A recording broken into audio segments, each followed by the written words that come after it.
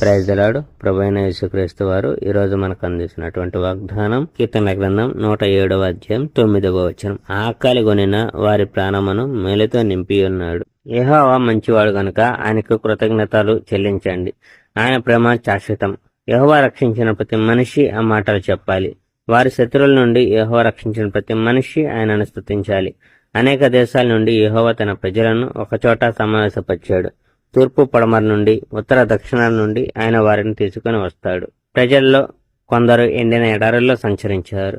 వారు నివసించుటకు ఒక పట్టణం కోసం ఆ ప్రజలు వెతుకుతున్నారు. కానీ వారికి ఒక పట్టణం కూడా దొరకలేదు. ఆ ప్రజలు ఆకలితో దాహంతో ఉండి బలహీనం అయ్యారు. అప్పుడు వారు సహాయం కోసం యెహోవాకు ఏడ్చి మొరపెట్టి వేడుకున్నారు. యెహోవా ఆ ప్రజలను వారి కష్టాల నుంచి రక్షించాడు. ఆ ప్రజలు ఏ పట్టణంలో నివసించాలో సరిగ్గా ఆ పట్టణానికే దేవుడు ఆ ప్రజలను నడిపించాడు.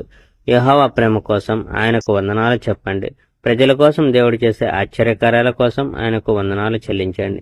దాహంతో ఉన్న ప్రాణాన్ని దేవుడు తృప్తిపరుస్తాడు. ఆకలితో ఉన్న ప్రాణాన్ని మంచి పదార్థాలతో దేవుడు నింపుతాడు. దేవుని ప్రజల్లో కొందరు కటిక చీకటి కారాగారాల్లో కటకటాల వెనక ఖైదీలుగా ఉన్నారు. ఎందుకంటే దేవుడు చెప్పిన విషయాలకు ఆ ప్రజలు విరోధంగా పోరాడారు. సర్వోన్నతుడైన దేవుని సలహా వినుటకు వారు నిరాకరించారు. ఆ ప్రజలు చేసిన పనుల మూలంగా దేవుడు వారికి జీవితాన్ని కష్టతరం చేశాడు. వారు త్రుట్టిల్లి పడిపోయారు.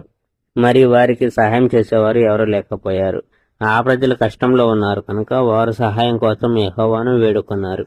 వారి కష్టాల నుంచి యెహోవా వారిని రక్షించాడు. దేవుడు వాళ్ళను వారి కటిక చీకటి కారాగారాల నుండి బయటకు రప్పించాడు. మరియు వారు బంధింపబడిన తలను దేవుడే తెంచివేశాడు. యెహోవా ప్రేమ కోసం ఆయనకు వందనాలు చెల్లించండి. ప్రజల కోసం ఆయన చేసే ఆశ్చర్య కార్యాల కోసం ఆయనకు వందనాలు చెల్లించండి.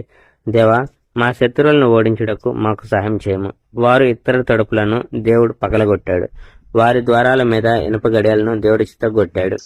కొందరు ప్రజలు తమ తిరుగుబాటు మార్గాల ద్వారా తెలివి తక్కువ వాళ్ళయ్యారు మరియు వారి పాపాల వల్ల కష్టాన్ని అనుభవించారు.